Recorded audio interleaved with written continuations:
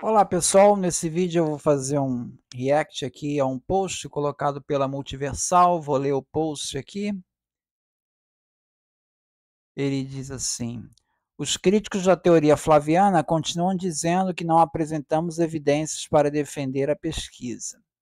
Já apresentamos vários pais da igreja usando os evangelhos sinóticos e Joséfo para dizer que os flavianos cumpriram as profecias de Jesus.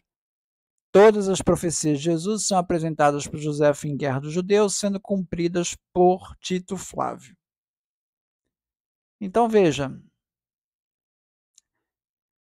dizendo aqui que vários pais da igreja, usando os evangelhos sinóticos e Joséfo, para dizer que os flavianos cumpriram as profecias de Jesus.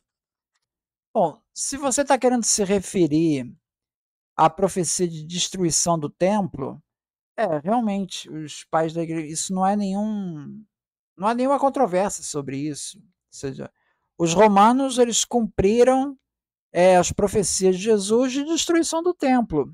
Não há controvérsia sobre isso.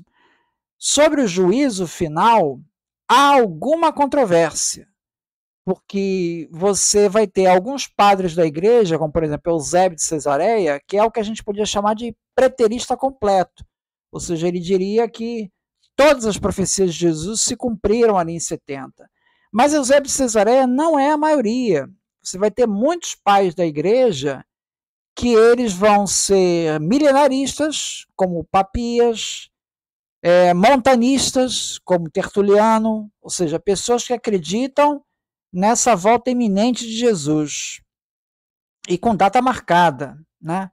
E outros que seria o pensamento da maioria, da maior parte dos pais da igreja, que Jesus irá voltar em um tempo indefinido, ninguém sabe quando.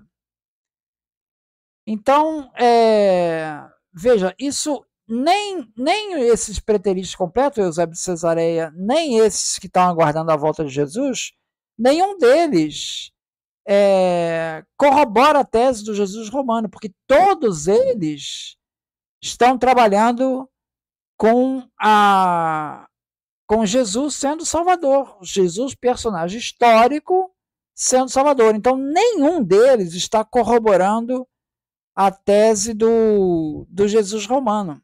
Nenhum pai da igreja. O máximo que você consegue é o Eusébio de Cesareia dizendo que todas as profecias de Jesus se cumpriram ali na destruição de 70. Para falar isso, né, eu vou trazer aqui o depoimento de um preterista completo, que é o Claudemir. Ele fez um áudio que ele explica essa questão também. Não quero transformar isso num debate pretexto de futurismo, né? Vamos acompanhar aqui um pouco da fala do Abrantes. Fato, uma boa parte dos pais da igreja, ainda lá para o século II, III, principalmente os mais antigos, eles parecem que reavivam essa questão da vinda de Jesus. Então, tinham sim os pais da igreja que aguardavam um juízo, né? Um juízo final, uma vida.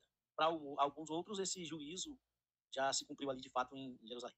Primeiro detalhe que a gente tem que entender aí, né, que o Francis ignora, é que, na verdade, os pais da igreja, a todo momento, todos os seus textos estão atribuindo adoração, reverenciando, não a dinastia flaviana, mas sim Jesus Cristo como um personagem mesmo histórico, alguém que viveu ali, eles creem piamente no Evangelho. Eles acreditam no Evangelho, não estão nessa conspiração do Francis, na conspiração aí do pessoal da Multiversal, não.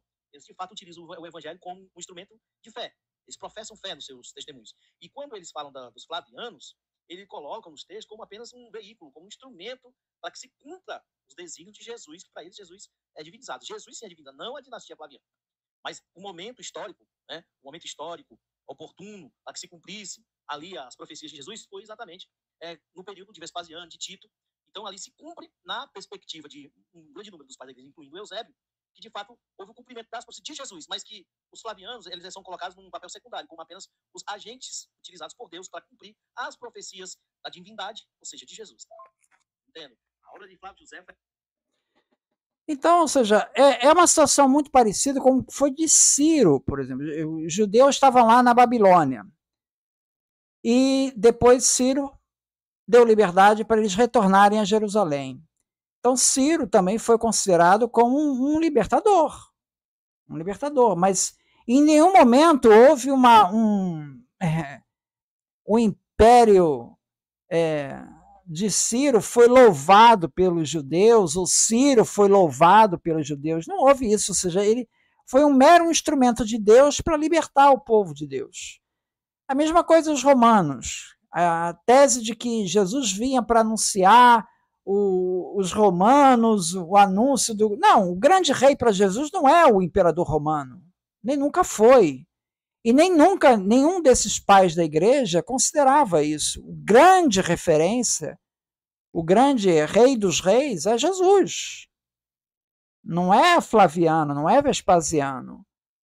Então, assim, isso está bastante claro em todos os textos dos pais da igreja. Quer dizer, não é correta a informação de que os pais da igreja corroboram a tese do Jesus romano. Não corrobora a tese do Jesus romano.